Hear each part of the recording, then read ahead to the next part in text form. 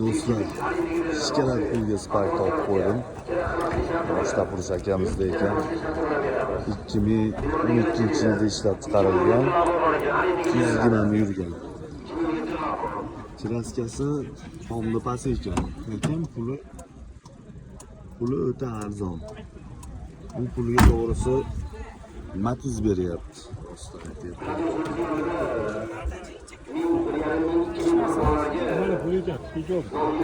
narxini $4000 ozgina to'layman deyapti. Ko'ringlar. Oldi orqasi butun.